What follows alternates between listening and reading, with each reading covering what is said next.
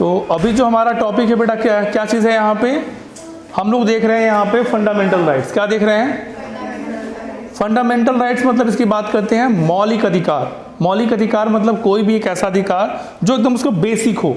क्या हो? बेस हो, नींव हो, यानी आधार बोल सकते हैं। यानी फंडामेंटल राइट्स की बात कह रहे हैं हम, ऐसे राइट्स जो आम नागरिकों को मिला है। आम नागरिक कौन? हम और आप, यानी भारत देश में जितने भी लोग हैं, यानी छोटा सा बच्चा जो भारत में अगर वो पैदा हुआ तो उसको वो अधिकार ऐसे ही स्वतः मिल जाते हैं, उसको कहीं अप्लाई करने की ज़रूरत नहीं है कि नहीं?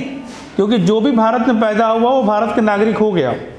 ठीक है, उसके टर्म्स कंडीशन क्या है नागरिकता में हमने पढ़ रखा है कि उसके माता या पिता दोनों में से कोई क्या होए, भारत में रहता हो या भारत का क्या हो, निवासी हो। तो ये हमने पीछे एक वीडियोज़ में देख रखा है। ठीक है, आप लोग से मैं फिर से बोलता हूँ कि अगर नहीं देखा जाके क्लियर कर लीजिएगा, क्योंकि ये सारे इंटरलिंक्ड चैप्टर हैं, एक दूसरे से क्या है ये जुड़े हुए हैं। ठीक है बेटा, तो हम क्या कर रहे हैं फंडामेंटल राइट्स की बात कर रहे हैं। फंडामेंटल राइट्स हमारे किस में है? भाग 3 में यानी 3 में है। यानी फंडामेंटल राइट्स हमारे कहाँ पे है? भाग 3 में है। और ये आर्टिकल कहाँ से कहाँ तक है? हाँ, 12 से लेकर के 35 तक हमारा क्या ये आर्टिकल आते हैं फंडामेंटल राइट्स में। ये क्लियर है बेटा? तो हम यहाँ पे बात कर रहे हैं फंडामेंटल राइट्स में, और ये हमारे भाग 3 में है। ये भी इंपॉर्टेंट फैक्ट है, किस में है? ये भाग 3 में है। कहाँ से कहाँ तक होता है? ये 12 से लेकर के 35 एंड 12 से 35 तक होता है। क्यों? क्योंकि हमारा जो सिटीजनशिप है यानी जो नागरिकता है कहाँ से चलता है? 5 से लेकर 11 तक है। ये कहाँ से स्टार्ट होगा? 12 से होगा। क्लियर है? हम बात करते हैं यहाँ पे आर्टिकल वाइज, जो सारे के सारे टॉपिक यहाँ पे हमारे रिटर्न है, तो ये सारी चीज़ें हम देखते हैं। ठीक है बेटा, ये चीज़ें देख लीजिए आप। फर्स्ट हम पहले ही बात करते हैं यहाँ पे क्या है।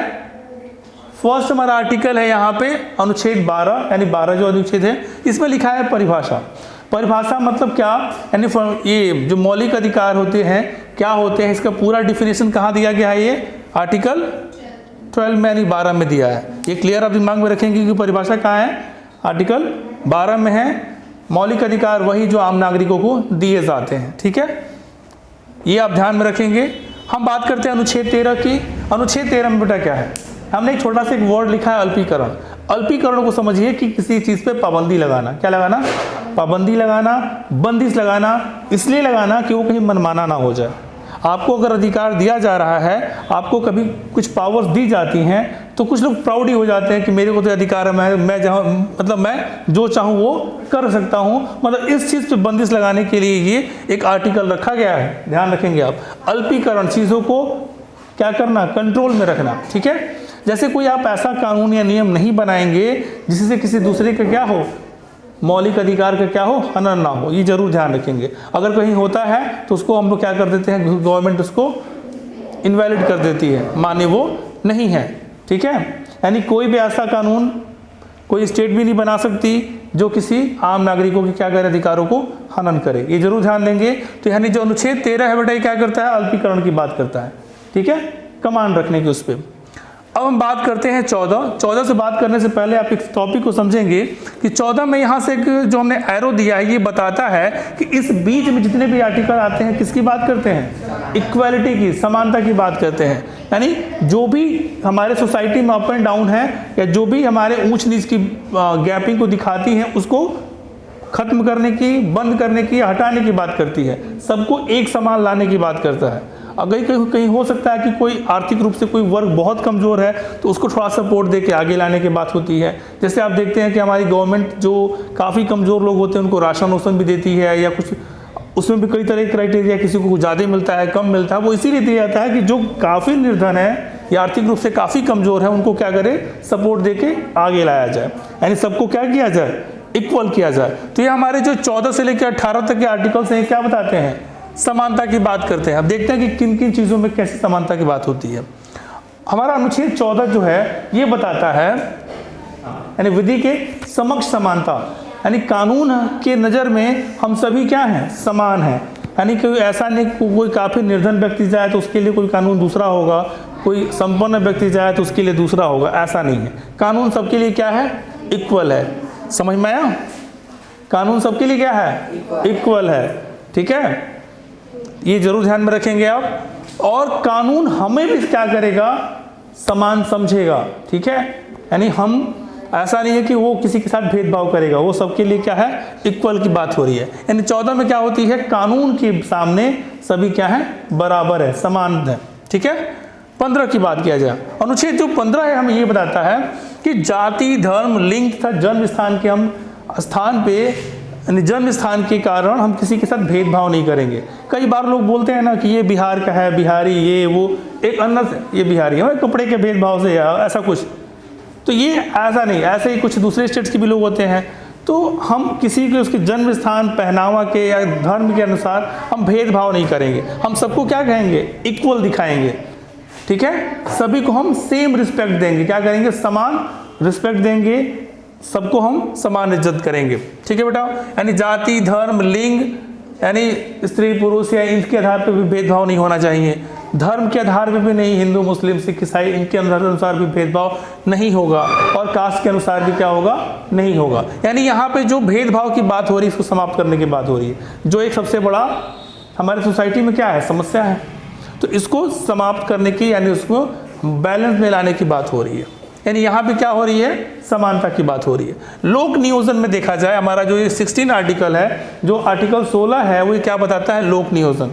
हम चूंकि बता चुके हैं आप लोग लोक नियोजन क्या होता है। लोक नियोजन होता है सरकारी जो भी जॉब्स होती हैं, सरकारी जो भी नौकरी होती है उसके नियोजन में, नियोजन मतलब क्या होता है, नियुक्ति। क्या होता है बेटा, नियुक्ति। नियुक्ति मतलब उसमें नौकरी ज्वाइन कराना या उसको, तो सरकारी जो नियुक्तियां होंगी उसमें भी किसी के साथ क्या होगा, भेदभाव नहीं होगा, उसमें सबको समान अवसर मिलेंगे।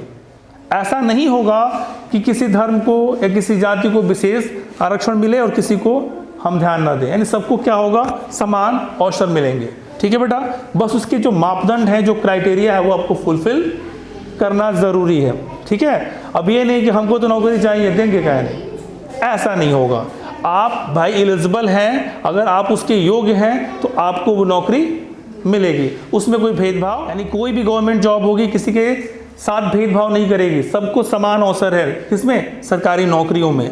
ये लोग से ध्यान रखें कि गवर्नमेंट जॉब की बात हो रही है, और नियोजन मतलब होती है नियुक्ति, इसमें कोई भेदभाव नहीं होगा। क्लियर है, ये आर्टिकल 16 यही बताता है। 17 क्या बोलता है, अस्पृश्यता मतलब अनटचेबिलिटी, छुआछूत की जो भावना थी पहले के लोग, किसी को नीच समझना, हीन समझना, द्वेष के भाव से देखना।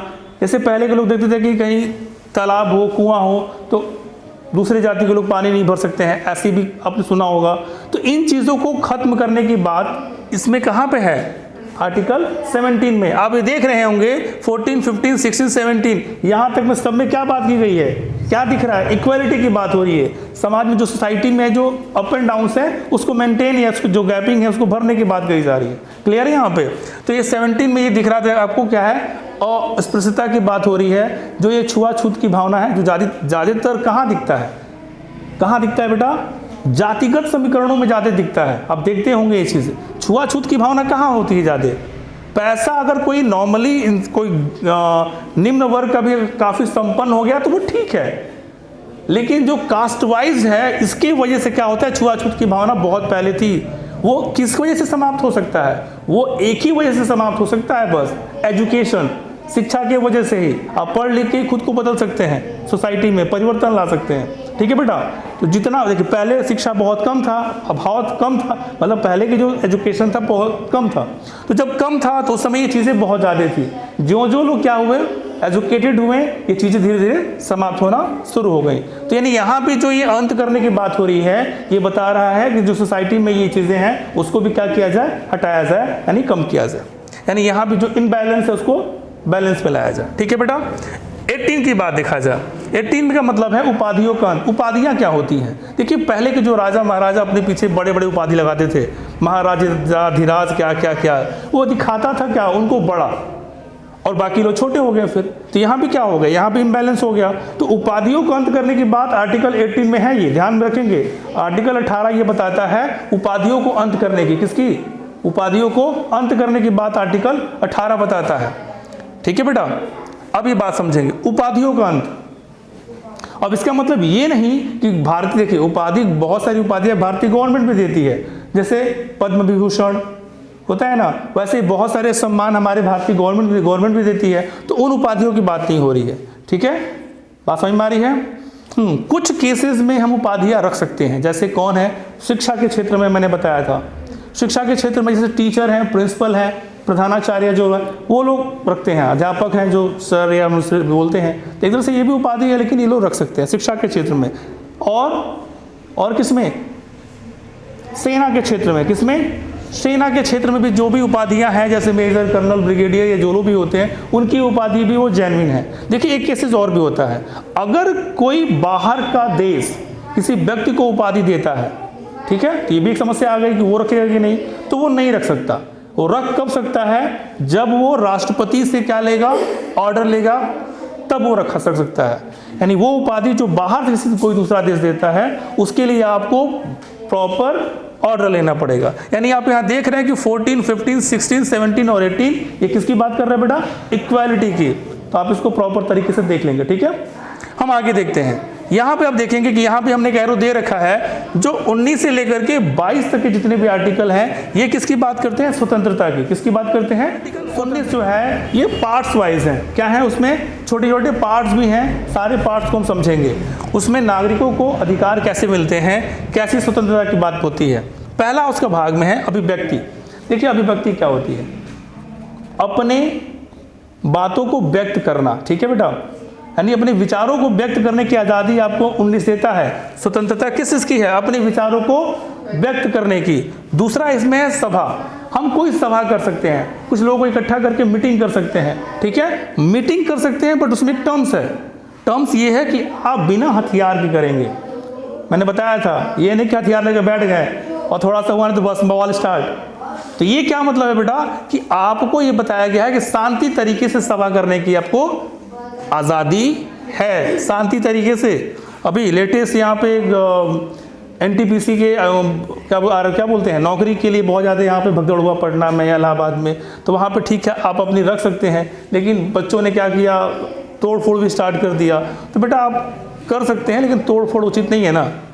अब रेलवे को तोड़ दें, मतलब बोगी जला दें, तो अच्छा नहीं है ये चीज़ सब। तो ये सब चीज़ें हैं बेटा, आप सभा कर सकते हैं लेकिन शांति तरीके से, ठीक है, उसमें बिना हथियार के, ठीक है बेटा, समझ में आ रहा है, बिना हथियार के। अगर आपको कभी लगता है कि मुझे हथियार की ज़रूरत है, तो आपको इसके लिए क्या करना पड़ेगा, पहले परमिशन लेना पड़ेगा। क्लियर है ये बात। यानी इसका 2 पार्ट बताता है कि आप सभा कर सकते हैं। नेक्स्ट है संगठन बनाने की।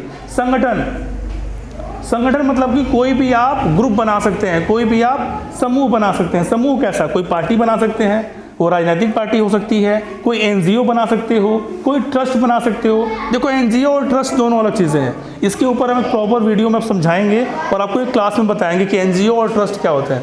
इंपॉर्टेंट चीज़ें ये भी हैं, ये हम बता देंगे क्या। एक तरह से समूह होता है, संस्था होती है। यानी आपको संगठन बनाने की भी आज़ादी हमारी कौन देता है, आर्टिकल 19, ठीक है बेटा। इसमें जो नेक्स्ट है घूमने की। अब घूमने का मतलब कि ये बाजार घूमने की बात नहीं हो रही है, फ्रीडम की बात हो रही है कि आप पूरे भारत में कहीं भी घूम सकते हो। ये आपको भारतीय हमारा जो संविधान है ये आपको अधिकार देता है, ये राइट देता है कि भारत के संविधान में आप पूरे भारत में आप कहीं भी घूम सकते हो, कहीं भी आप भ्रमण कर सकते हो, ठीक है, ये आप ध्यान रखेंगे। यानी पूरे भारत में घूमने की आज़ादी है, आपको भ्रमण करने की आज़ादी है। क्लियर है ये चीज़।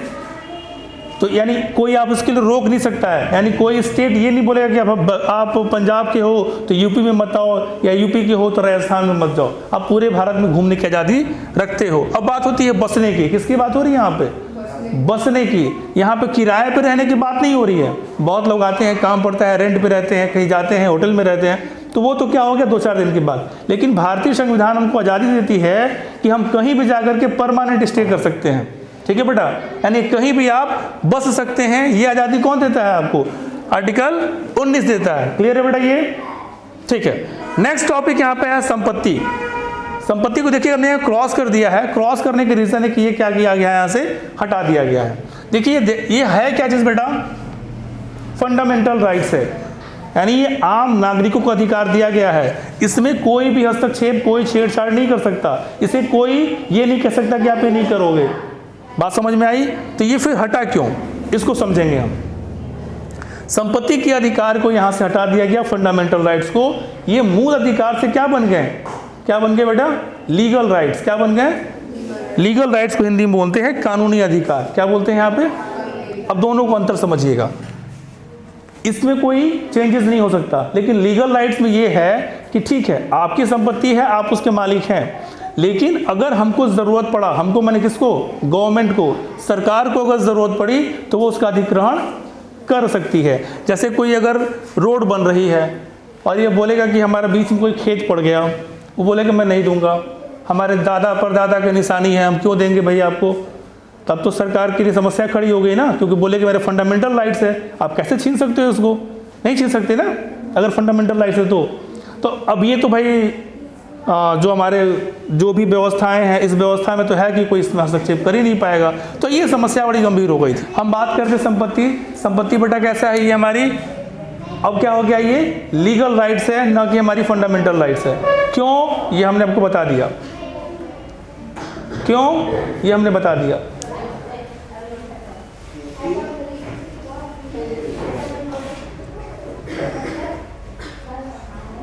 ठीक है, तो ये हमने चीज़ें देख ली। यहाँ पे अब है व्यवसाय। व्यवसाय का मतलब क्या है, हमने ये पॉइंट्स को बहुत शॉर्ट में लिखा है जो आपको समझने और याद करने में आसानी रहेगा। व्यवसाय का मतलब क्या, भारत में कहीं भी जाकर के आप जीविकोपार्जन के लिए व्यवसाय कर सकते हैं, आपको ये आज़ादी है, आपको ये फ्रीडम है बेटा। तो हमने ये सारा का सारा 19 का पॉइंट देख लिया। अब हम अनुच्छेद 20 की बात कहते हैं, जिसमें बताता है कि अगर कोई किसी से क्राइम होता है या कोई एक्यूज होता है, कोई दोषी होता है, तो उसके भी कुछ ना कुछ अधिकार होंगे। ये थोड़े कि वो समाज से कट गया, ऐसा तो है नहीं। तो उसके लिए क्या क्या अधिकार है कि एक गलती की एक सजा, यानी कोई भी व्यक्ति अगर कोई एक गलती करता है तो उसको सिर्फ एक बार ही सजा मिलेगी। ऐसा नहीं कि उसी गलती की बार बार रिपीट, बार बार सजा होगा। तुमने ये गलती किया था ना, चलो फिर चलो, याद है तुमने एक बार गलती किया था, चलो फिर, ऐसा नहीं होगा। आपने गलती किया, उसकी सजा अगर एक बार आपने कर दिया तो उसके बाद दोबारा आपको उससे विमुक्त हो जाते हैं, उससे आज़ाद हो जाते हैं। अब बात करते हैं कि जो सज़ा होगी ये वर्तमान समय के अनुसार होगा। ऐसा नहीं कि सज़ा जो हमारे पिछले समय जो चल रहा था उसको हम आज बोलेंगे कि भैया पीछे तो जो क्या था, चोरी करने पे लोग हाथ काट देते थे, तो अब तुम्हारा सीधे हाथ ही काट देंगे, ऐसा तो नहीं है ना। तो जो सज़ा होगा वर्तमान समय के अनुसार होगा, यानी जो सजा का प्रावधान होगा जो वर्तमान समय में चल रहा होगा उसके अनुसार आपको सजा दी जाएगी। और दूसरी चीज़ है यहाँ पे क्या, थर्ड पॉइंट, कि कैदियों की संरक्षण की बात है। यानी वो कैदी हैं, ठीक है भाई, कैदी हैं, बट उनके भी कुछ राइट्स हैं, वो उनको यहाँ पे दी गई हैं। ठीक है, अब यहाँ एक पॉइंट समझेंगे, अगर कोई व्यक्ति जब तक उस पर दोष सिद्ध नहीं हुआ वो क्या है, अपराधी नहीं है। ठीक है, समझ में आ गया ना, वो दोषी नहीं है जब तक वो सिद्ध नहीं होता है। ठीक है, जब तक वो प्रोसीजर में है तब तक वो अपराधी नहीं है। नेक्स्ट, अगर एक बार उसने सजा काट लिया तो अब इसका वो चीज़ भी खत्म हो गया, ये जो उसके ऊपर जो बोल सकते हैं कि बर्डन था या जो उस पर दाग लगा कि भाई तुमने अपराधी हो, वो चीज़ें खत्म की, उसने सजा काट लिया, उसको जो गलती की सजा मिलनी चाहिए थी वो मिल चुकी है। ठीक है ना, तो यहाँ पे ये सारी चीज़ें कैदियों से रिलेटेड है, आप देख सकते हैं।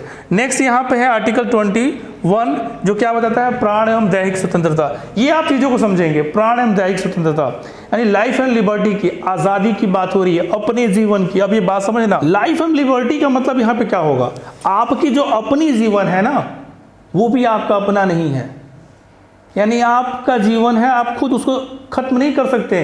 यानी अगर आप सुसाइड करते हैं वो इलीगल है, सुसाइड करते हुए पकड़े गए तो वो क्राइम हो गया। अब अगर कर लिए तब तो भाई छोड़ दिए जाओ लेकिन आप ये समझिएगा कि आपकी अपनी जीवन भी गवर्नमेंट की क्या है, सिक्योरिटी है। आप देखते हैं कि कोई गाड़ी अगर धुआं देती है तो उसके ऊपर चालान हो जाता है, क्योंकि उससे भाई नुकसान हो रहा है।